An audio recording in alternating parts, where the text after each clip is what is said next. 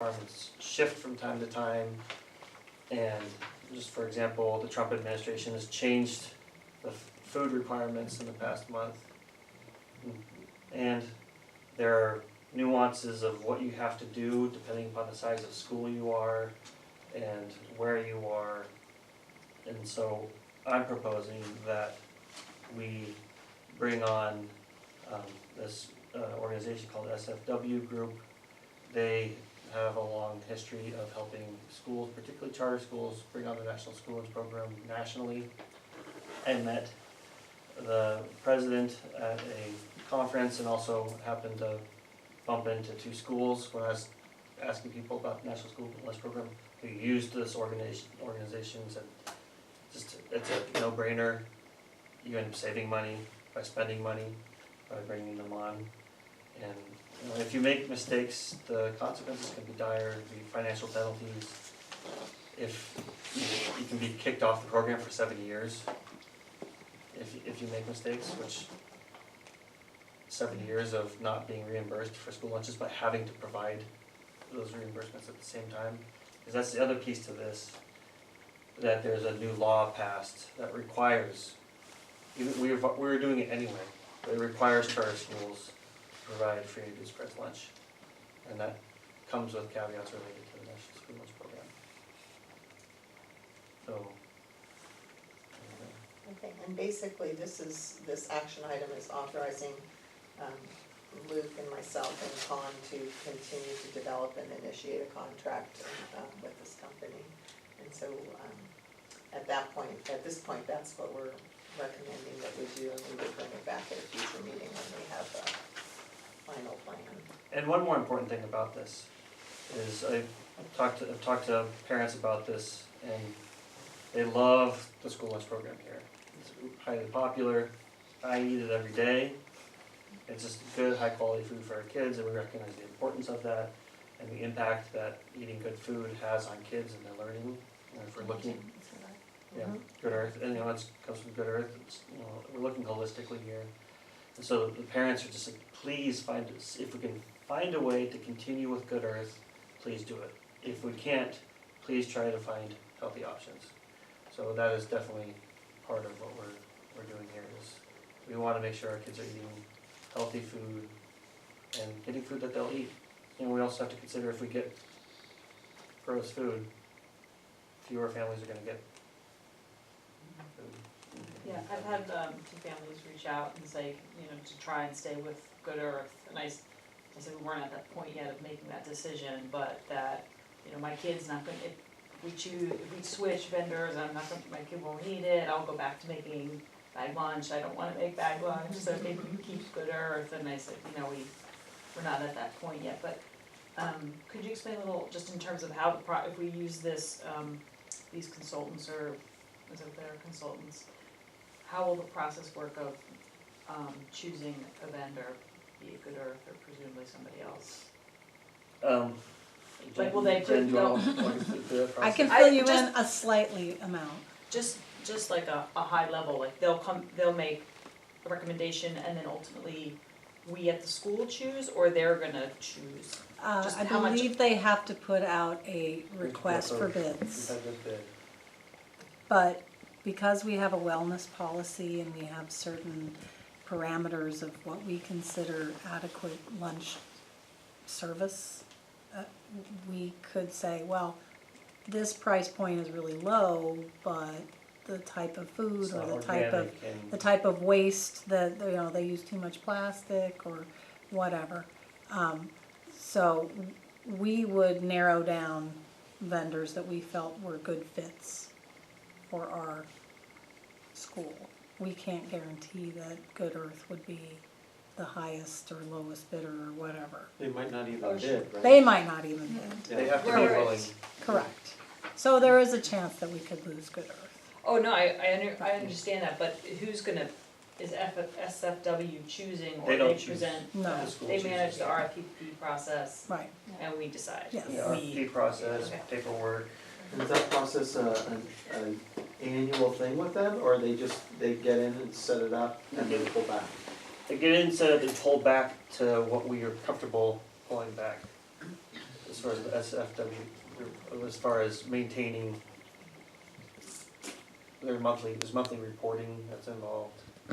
So we could continue to pay them. We could have a new contract year after year about what kind of service they provide. If we feel comfortable handling it right away next year, we do that. Otherwise, we consider working with them to have them help us with the compliance paperwork, which they do. So we're gonna They're figure kind of out like ed tech how for many food. hours it takes per month for someone to be in compliance then, because it sounds like it's many hours. It's many hours. It's many hours.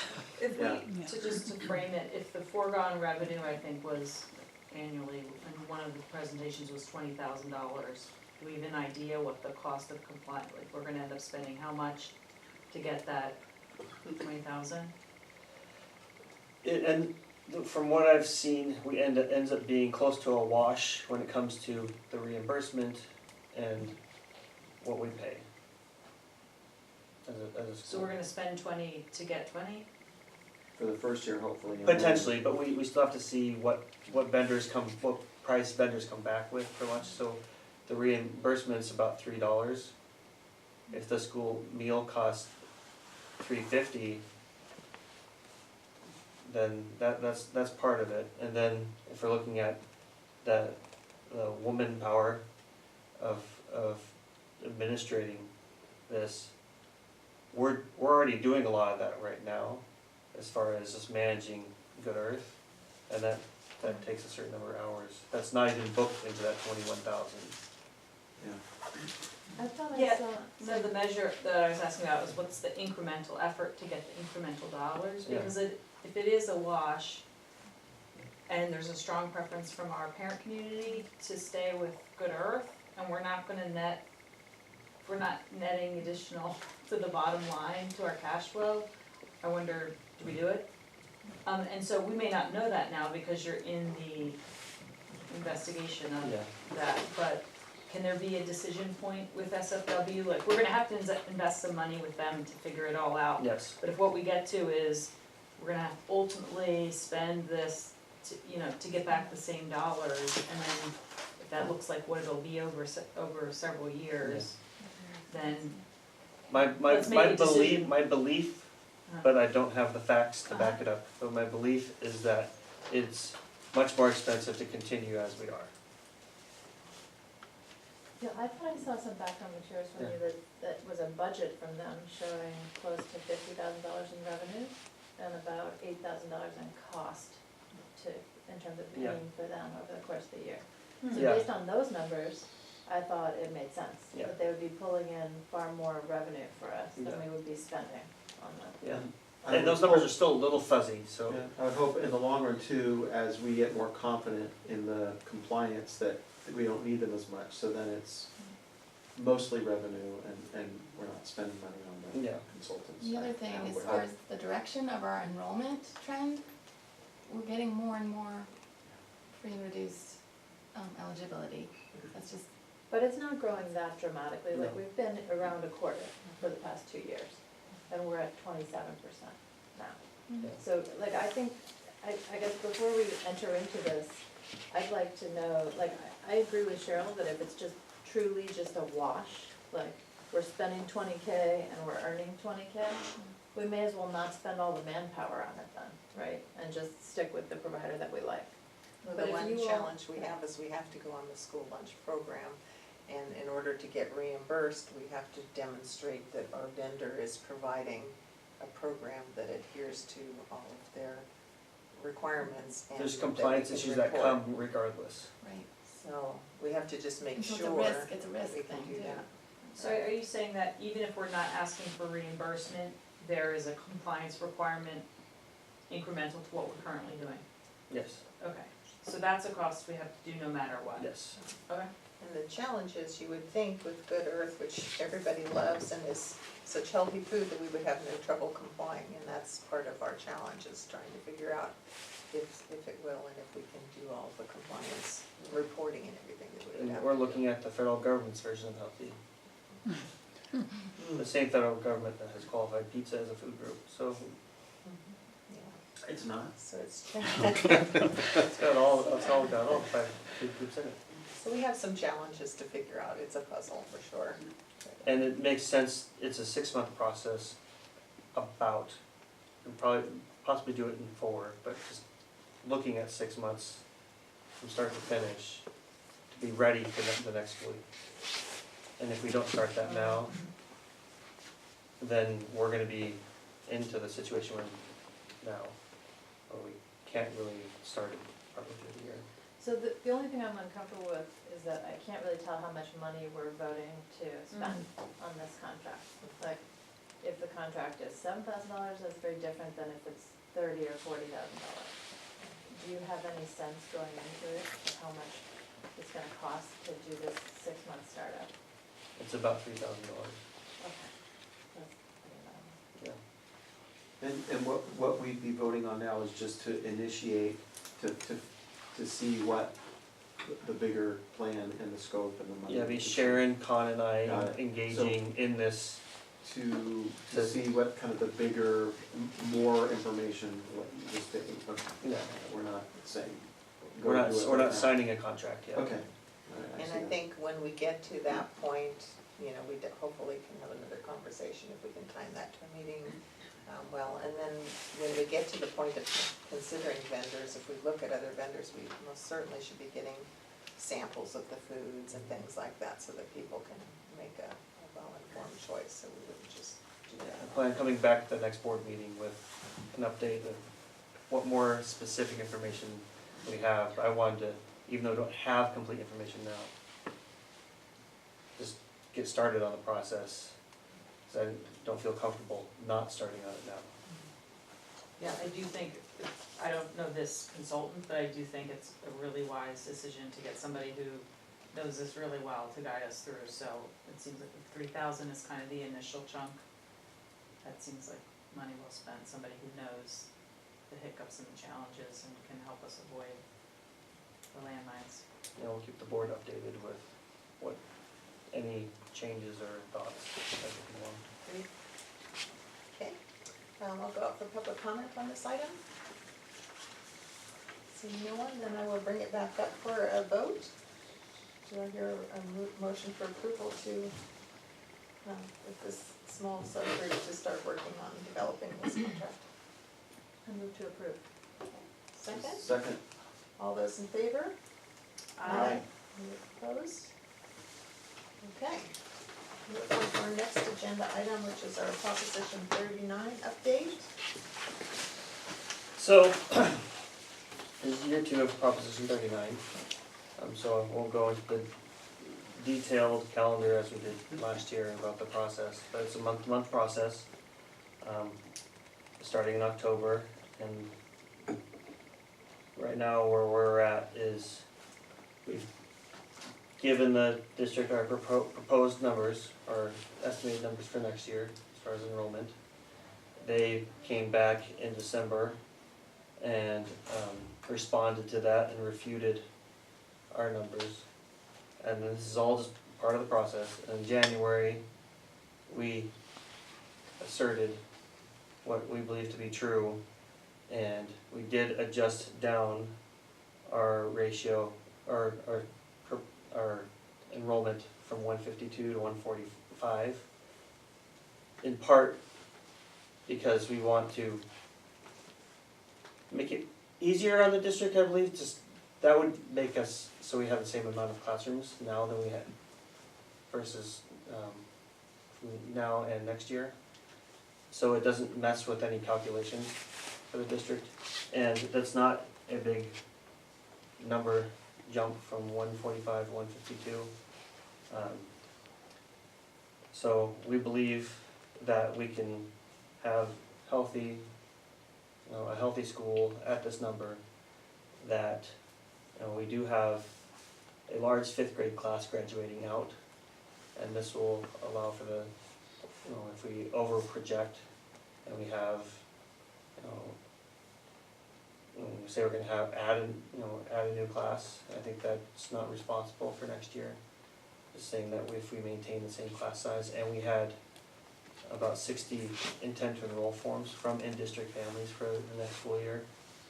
That went into our estimation for the district. And so, at this point, we're waiting for the district to get back to us on their proposed offer space, and that's next month. And I think, you know, one of the things that has come up also, I think as part of the conversation, is that there's some inaccurate numbers going around out there about how many students we got mid-year last year and where they came from, and we really went back and took a look at our numbers of students from those who came from, what schools they came from, and I think a lot of people think that all of our students mid-year came from one school closing, but that wasn't true. I mean, we pulled apart our data and really found the numbers of in-district students that we got from Heartwood were much. Eight students. 8 students out of the total increase there mid-year, so I think mid-year we do get students from other schools who have really made an effort to try and make it work for their student first half of the year, and then they finally reach that point where they feel that it's worth making the move to find something that might be a better fit for them, So we gained 4 students last week. And so it's, you know, there's some misrepresentations about where we got kids from, making it seem like our growth comes from schools closing, which is not true. So we've just gained 4 in-district kids in the last week. So that has nothing to, and that was similar to last year.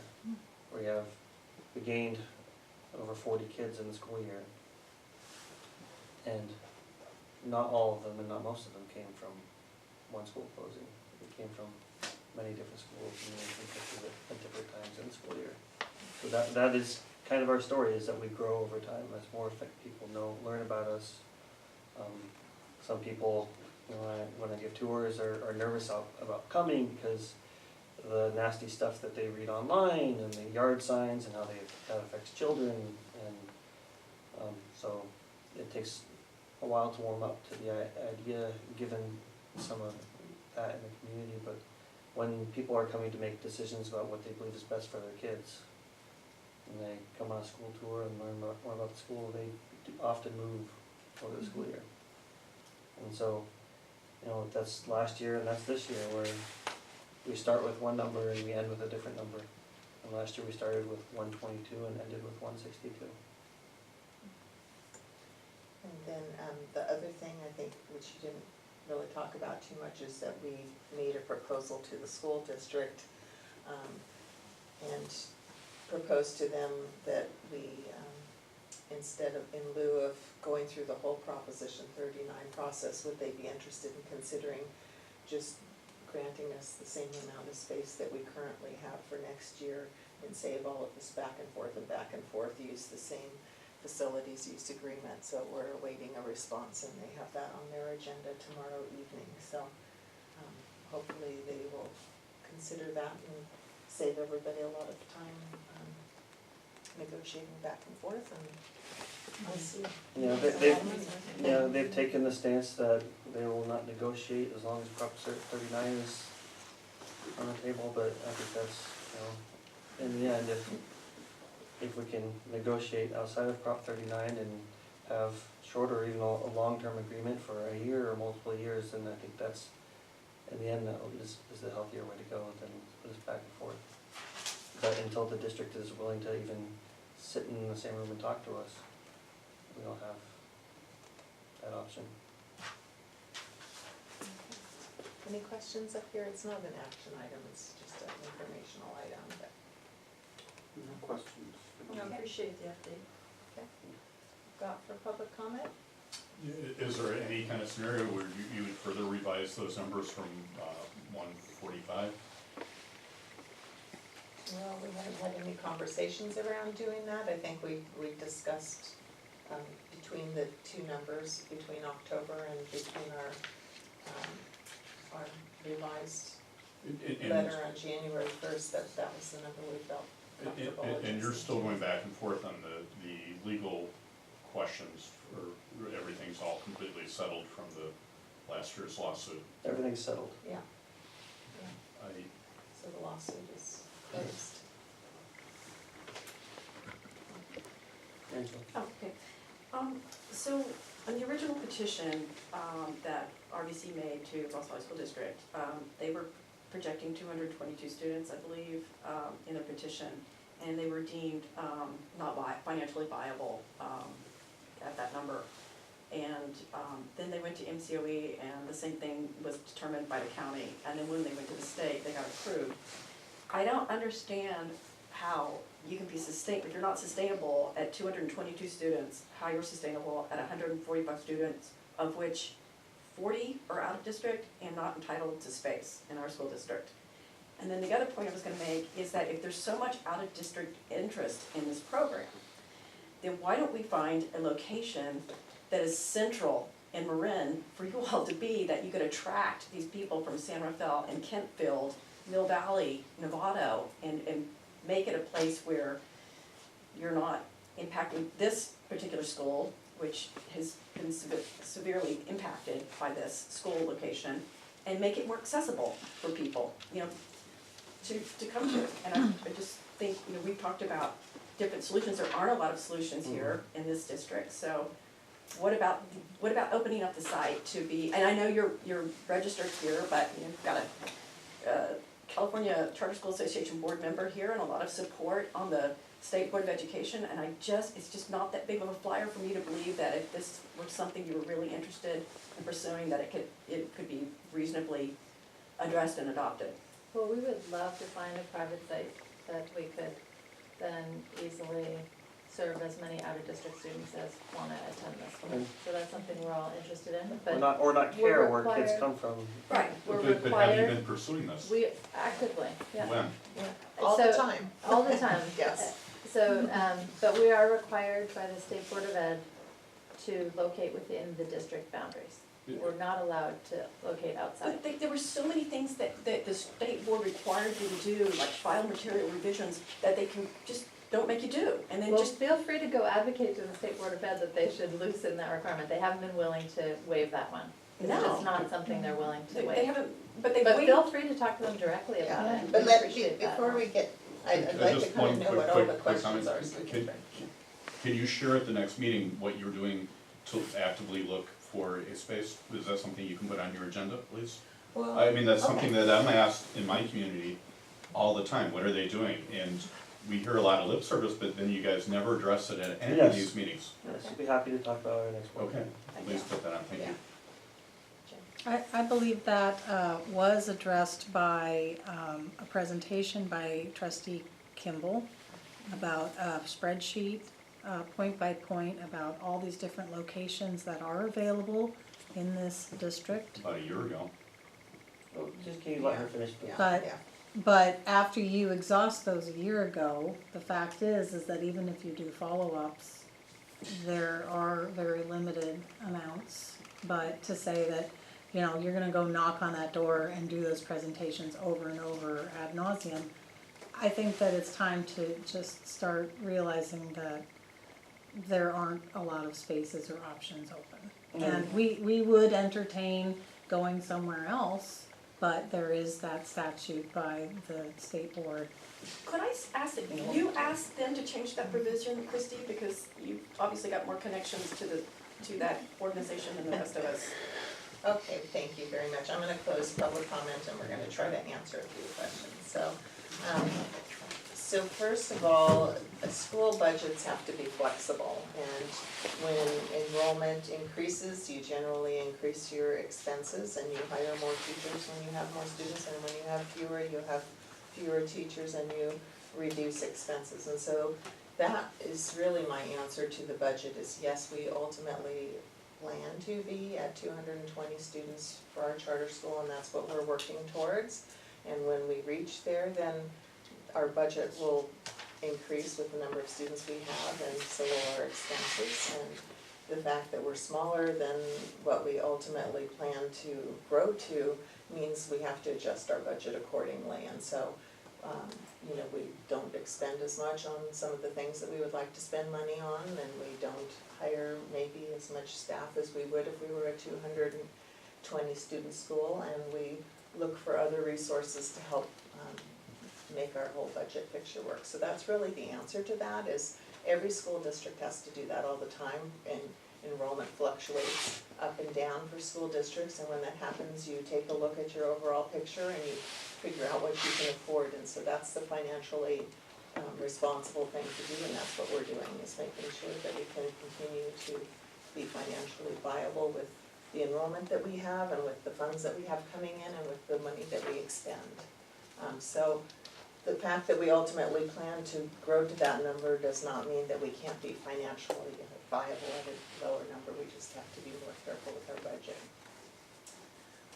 In terms of location, again, I just would say that we have gone back to the state and just re-questioned the Fairfax and San Anselmo location, and we're told no. That's basically it's not something that they're really willing to negotiate at the state level. They have had circumstances where people have tried to charter and move outside their district, and they're just not willing to be flexible on that. So in my opinion, it would be a waste of our time to try to go back and encourage something like that for our schools. So I think we have to live within the charter that we have, which says that we need to exist within the Fairfax and San Anselmo boundaries. Just repeating what Jen said, we have really exhausted looking at our community, what are viable spaces for us to be, especially when we're looking out a couple of years and feeling like we'll be at our maximum of 220 students. We have to find a facility that will work and be large enough to accommodate that enrollment from where we are to where we anticipate being in a couple of years. And so there are a very limited number of places within Fairfax and San Anselmo that have facilities that would work for a school that could accommodate that type of enrollment. And I think we've identified them, but most of them are occupied, and so unless something changes with those places, the only one that we identified that was actually vacant is Red Hill, which seems to be something that nobody's willing to engage in. So until something else becomes available that meets the needs of us having enough space to grow to our 220 student enrollment, we are basically stuck here. And that, assumes that even if something becomes available, that it's within our budget, that we can manage to pay rent for it, or that landlord would be willing to rent to us. So there's many variables that will play out if a location becomes available to us. So not And just, just Prop 39? No, and I know most of us, I'm not gonna speak for everybody, appreciate suggestions and ideas. Angela gave a very creative suggestion for parts of downtown Fairfax. They're not easy, because there's lots of players involved for, that idea, which I actually love in concept. But, just making work for zoning and approval at different levels and getting lots of different players involved in something like that. And it's something that I do continue to explore that idea. And most people with commercial real estate want to get, the going rate, which is generally not something that a public school can afford with the revenue that we have from our students. So. But we do explore it. People give suggestions all the time, and suggestion I explore or ask others to look into it with me or for me. Because I'm not going to speak for the board, but in my view, we would be best served not being on a co-located site with the district. And I think it makes sense for us to have our own school and our own school property, and that comes with many benefits, including not having to worry where our kids come from. I don't look at a kid and say, oh, they live in Woodacre. That doesn't count as in district, even though it's right there at the hill. In the end, that's not something that I think is just our benefit to have to worry about. And again, I think the district would clearly, it's very clear that the district would not like us to be here either. So that is, if there's something that works, we'll jump on it.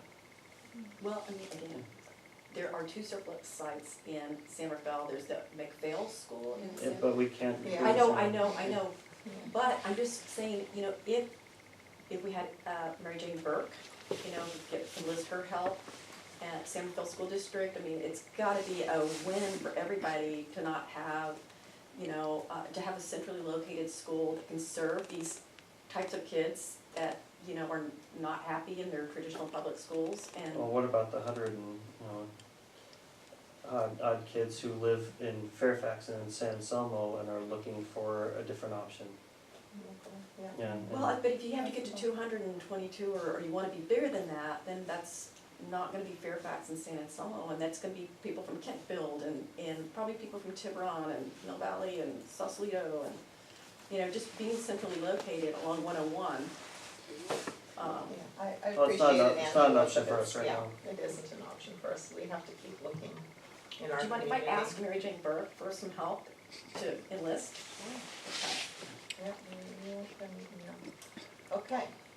I'm gonna move us along, because I don't think we're making a lot of progress, but we do believe that we have to be located in this community, and if you find out something different and somebody at the state level tells us something different, then we'll engage in a different conversation at that time. And just, I will push back on, there seems to be this belief by some of the community that doesn't belong in this community. I 100% believe it belongs in this community.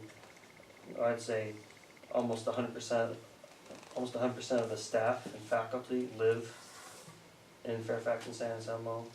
We have an overwhelming majority of the students live in Fairfax and San Anselmo. So that to say or to imply it doesn't belong in this community, I think is makes me uncomfortable. Well, it's just, honestly, it's just the wanting to serve people from all over, and it's sort of like, you wanna be this community, but yet you wanna serve people from all over Marin, and so it's sort of like, We have to, we Yeah, have but- to. Other gain opportunities. Right. You're Prop 39 sugar though. but we're only required as school, as taxpayers.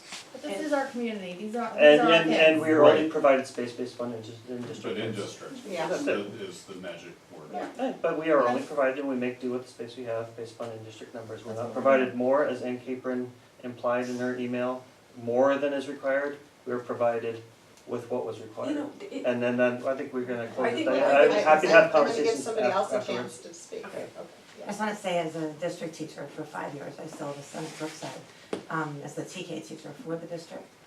We cater to many students outside the district. You know, and there are a lot of inter-district transfers as well, you know, so if you look at the schools, I think that people, sometimes it depends on where they work. You know, I had families just last year, you know, that were, you know, inter-district transfers from San Rafael, Kentfield. And, you know, and they were housed there. Sometimes it depended on whether or not they provided the program, because I think at Bay Sitch they didn't have the TK program, but in some cases it was just because, like, you know, they provided, we had 2 students in particular. I could say 3 or 4 out of my TK class of 24 last year were out-of-district students that were granted inter-district transfers